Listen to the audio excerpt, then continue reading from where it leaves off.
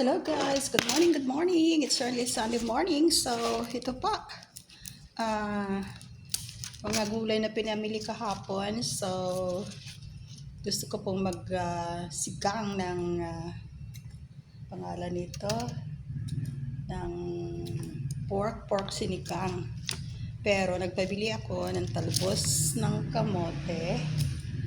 Ikukuha ko ito i-freeze and then talbos ng kangkong. So, ang gagamitin ko mamaya yung talbos ng kangkong. So, how are you? Kumusta po? So, alam ko po, we need vegetable. Ito nga. Alam nyo guys, ito ang na-miss ko sa New York before. Alam nyo, ang parang siguro mga 5 tangkay lang. 5 tangkay ng kamote ay $2.99 sa New York. So, if I wanted to, yung magsisikang ako. Pero maganda nga naman kasi masarap sa kamote. Ay bangos, diba? So, pwede bang i-kwan to? Pwede bang magsigang ng pangalan nito, ng pork na ang gamit ay kamote? Parang hindi pwede, diba? Na kamote ang gagamitin. So, yun, magsisigang ako. Kaya lang tama na to. And then the rest, gagawin kong yung i-freeze ko. Oo, nasanay ako sa mga frozen na mga pangalan nito, mga gulay. Tsaka ako naman kasi, yun, parang kahapon, tinanong ko kapatid ko kung sino mamamalengke sa kanila. So yun, nagpabili lang ako ng isang kilong pork, tsaka ito. Sabi ko, isang tangkay ng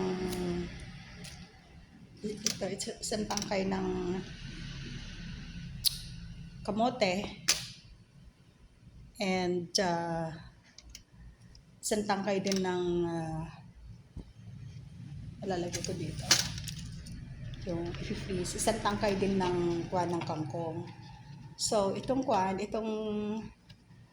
kangkong ay itong kamote. So, ito, luhugasan ko na mamaya, i-blanch ko. And then, para i-blanch po ninyo ang gulay before you gonna put it in freezer para ma-maintain yung color. Kasi, di ba, pag naglagay kayo ng kasi,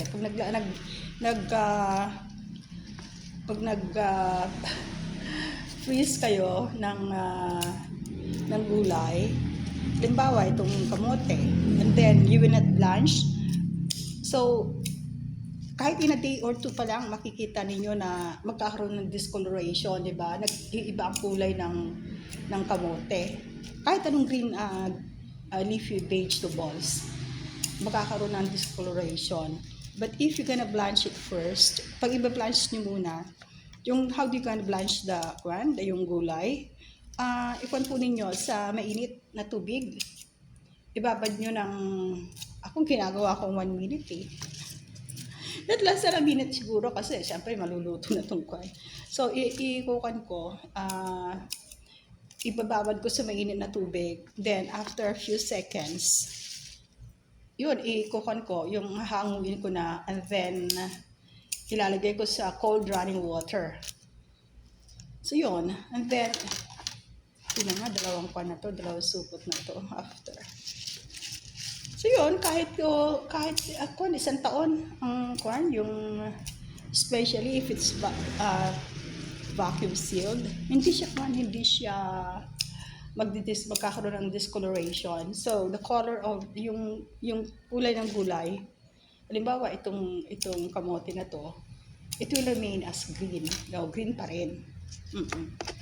Kaya, kahit yung sitaw, kasi nagpabili ako ng sitaw, binilhan ako half a kilo. Diyos ko, ang dami-dami. Ano ba naman, ako lang naman ang kakain.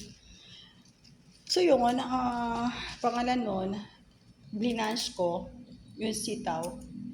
So yun, kahit 1 year yun, hindi mag-change ng color. And of course, course, even mali yung parang paniniwala natin na once frozen na yung gulay, yung vitamins niya ay mawawala, no? Hindi, there was a study conducted na hindi, walang it's still the same, as good as the fresh na gulay. So, it is just a, what you call it, taboo. It's not really real. Okay, so yun po, ito po ang So, ilalagay po natin sa basura itong po. Itong pinagtalbusan natin. And then mamaya ibabasura natin lahat. So, yun po. Natapos natin to. So, we're going to wash it.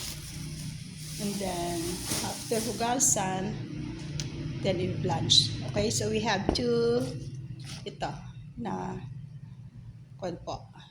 na kamote, talbos ng kamote. Okay guys, thank you.